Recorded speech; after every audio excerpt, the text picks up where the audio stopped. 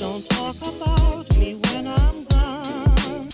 Oh honey, though our friendship ceases from now on. If you can't say anything. Hello, what's up, and welcome back to my channel. Today I'm having a very bad hair day, so please don't look at it. I know you're looking at it now that I called it out, but look, there's a plant. That's new. You can look at that, or just look at my face and not my hair. That's also an option. Anyways, today we're going to be talking about skincare, specifically the skincare hack that changed my life. So yeah, let's not keep talking on for too long. Let's just get into it, shall we? Yep, sweat season has begun and I'm not liking it. It's like the cameras go on and I start sweating. It's almost like I committed some weird crimes off camera. JK. Unless. Okay, so for this skincare hack, I actually found this on TikTok. I'll show you the TikTok right now. A quick test to determine the order of skincare.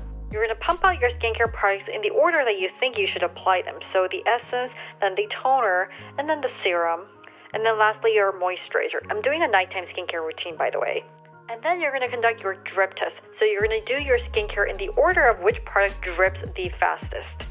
But basically this TikTok is showing you that the order for your skincare starts with the most liquid product. And to say this changed my life is, I think, the understatement of the century. Really, I never had any clue what order my skincare routine was supposed to go in. I always get product pilling and like peeling off my face in weird ways. So it always kind of felt like 2 steps was like the most I could do before turning into some like war zone catastrophe. So yeah, right now I'm going to take you through my skincare routine in the order that this hack like tells you to put it in. And we'll also chat a little bit about skincare and all of that. It'll be a fun time, I swear.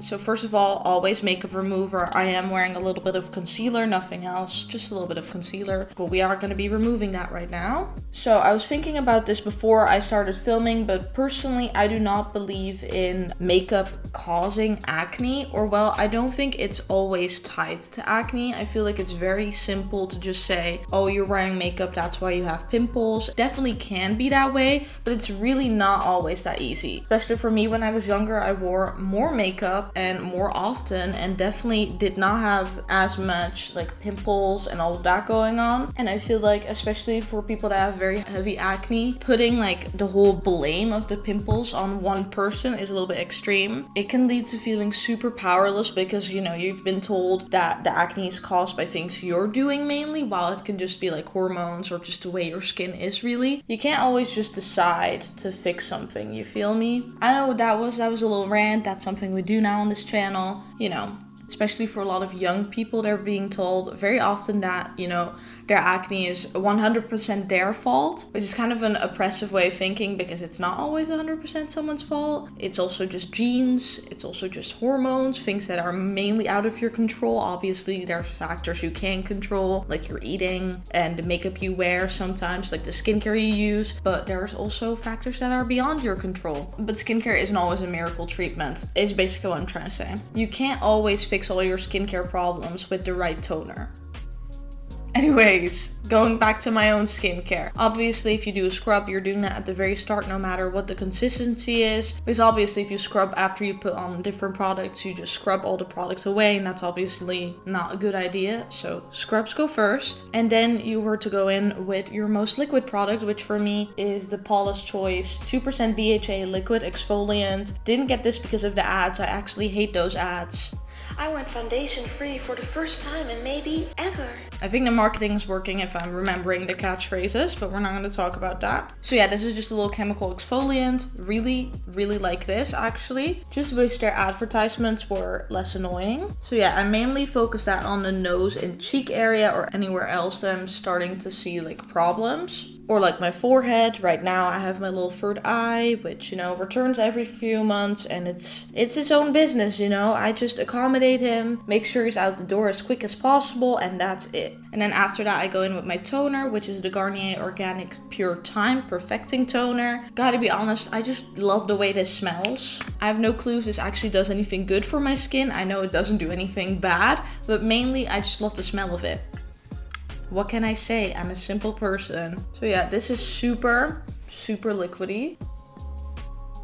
And obviously clean your hands before you start. And then you're starting to get a little bit of that skincare routine glow already, which is lovely. Even though the skincare routine hack has changed my life, I still try to minimize the amount of products I use just because I feel like it gets so conflicting and so difficult. And honestly, the more steps, the more work, and not everybody got time or patience for that. So I really just try to minimize it as much as possible and just, keep it concentrated, condensed, and easy to understand. Speaking of condensed and easy to understand, next up we have the Vichy Mineral 89 Booster.